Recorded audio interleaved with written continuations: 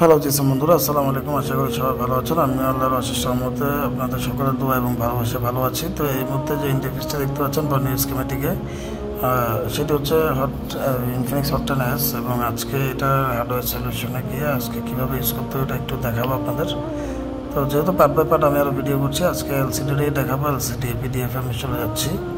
তো দেখুন, আমি এই মুহূর্তে এলসিডিতে প্রবেশ করব। প্রবেশ করার পরে এলসিডি যদি কোনো মোবাইল কাস্টমার আপনার কাছে নিয়ে এসছে, সেটা এলসিডি নট ওয়ার্কিং, অর্থাৎ এলসিডি আসে না, গ্রাফিক্স প্রবলেম হতে পারে, সেটা কানেক্টরের সমস্যা হতে পারে। এটা কীভাবে আসলে আমরা পার্ট বাই পার্ট চেক করবো, পার্ট বাই পার্ট কাজ করবো, এটাই বোঝার জন্য মূলত আমি আজকে এই ভিডিওটা করছি। এবং এই ভিডিওটা যদি আপনাদের কোনো প্রকার উপকার এসে থাকে, অবশ্যই আপনারা আমার চ্যানেলটা সাবস্ক্রাইব করে পাশে বেল আইকনটি বাজিয়ে দেবেন এবং সেই সাথে অন্যকে দেখার সুযোগ করে দেওয়ার জন্য ভিডিওটি শেয়ার দিয়ে দেবেন। এবং এই ভিডিওগুলো শুধুমাত্র নতুনদের জন্য, এক্সপার্ট যারা তারা আমি জানি আমার অনেক ভুল আছে এবং আমি আপনাদের জন্য ভিডিওটা করছি, এটা শুধুমাত্র নতুনদের জন্য করছি। তো নতুনদের উদ্দেশ্যে আপনারা এটা ছড়িয়ে দেবেন। তো এই যে দেখতে পাচ্ছেন, এটা হচ্ছে গ্রাফিক্স আইসি। এই যে গ্রাফিক্স আইসি দেখতেই পাচ্ছেন আপনারা, হ্যাঁ, গ্রাফিক্স আইসি এটা দেখতেই পাচ্ছেন বন্ধুরা। এখন এই মোবাইলটার আসলে যে প্রবলেমটা আমরা ফাইন্ড আউট করবো, সর্বপ্রথম এটার লাইনটা কোথায় যায়, হ্যাঁ, কোথেকে যায়, এটার মাধ্যমে।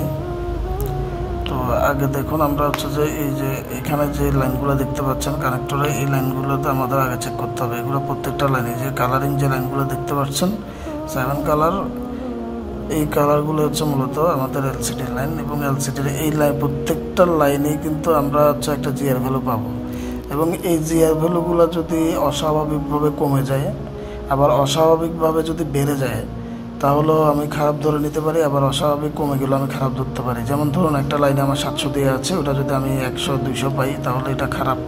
যেহেতু কোম্পানি আমাকে রিকোয়ারমেন্ট অনুযায়ী, কোম্পানি সাজেস্ট অনুযায়ী আমি হচ্ছে এখানে 700 পাবো। তো যদি 700-এর উপরে পাই, 1400 পাই, তাও খারাপ, কারণ এত বেশি হবে না। 700-এর উপরে হয়তো 800 হতে পারে।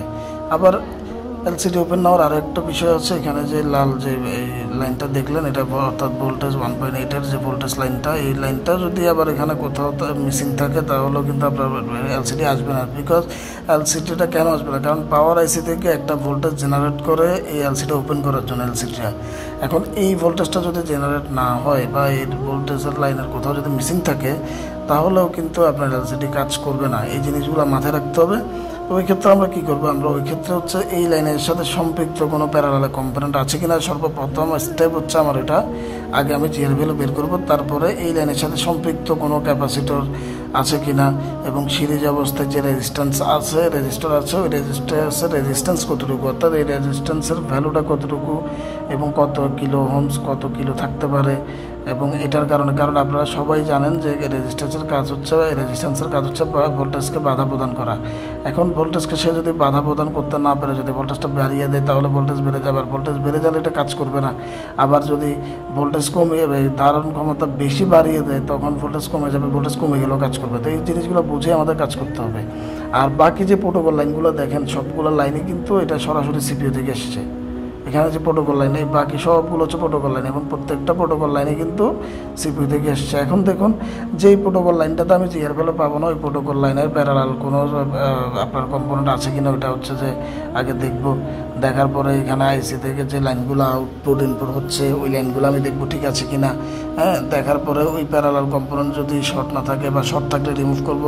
রিমুভ করার পরও যদি সমস্যার সমাধান না হয়, তাহলে ওইটা কোথায় গিয়েছে, সরাসরি সিপিইউতে। তখন আমি সিপিইউ নিয়ে চিন্তাভাবনা করবো। কিন্তু তার আগে আমাকে সর্বপ্রথম যে কাজগুলো করতে হবে আমি বলে নিচ্ছি বারবার, স্টেপ বাই স্টেপ। আমার বিটুবি কানেক্টরে এলসিডি কানেক্টরে হচ্ছে জিআর ভ্যালুগুলো দেখতে হবে এবং ওই যে লাইনটিতে জিআর ভ্যালু কম আছে, ওই লাইনের সাথে সম্পৃক্ত প্যারালাল কম্পোনেন্টগুলো চেক করতে হবে, সিরিজের কম্পোনেন্টগুলো চেক করতে হবে এবং আমাদের গ্রাফিক্স আইসিটা চেক করতে হবে যে গ্রাফিক আইসির লাইনগুলো ঠিক আছে কিনা। কারণ এইগুলো কিন্তু প্রত্যেকটা সম্পৃক্ত। শুধুমাত্র যে সিপিইউ করলে হয়ে যাবে বিষয়টা এমন না, পাওয়ার আইসি করলে হয়ে যাবে বিষয়টাও এমন না। আমার এলসিডি আইসি যদি কাজ না থাকে, তাহলে কোম্পানি কখনো এখানে এলসিডি আইসি দিত না বন্ধুরা। ঠিক আছে, এই জিনিসগুলো আমাদের মাথায় রাখতে হবে। তো এখন যেহেতু এখানে প্রত্যেকটা লাইন, এই যে এখানে যে লাইনগুলো এখন দেখতে পাচ্ছেন, এগুলো যেহেতু প্রোটোকল লাইন, এগুলো যদি কোনো একটা মিসিং থাকে সেই ক্ষেত্রে অবশ্যই আবারও বলছি, যদি ওই লাইনটা মিসিং থাকে এবং ওই লাইনে যদি প্যারালাল কোনো শর্ট না থাকে, সিরিজের কোনো কম্পোনেন্ট ওপেন না থাকে, তাহলে অবশ্যই সিপি থেকে কাজ করতে হবে। তো আশা করি বন্ধুরা বুঝতে পারছেন। পরবর্তী পার্টের জন্য অপেক্ষা করবেন। ধন্যবাদ।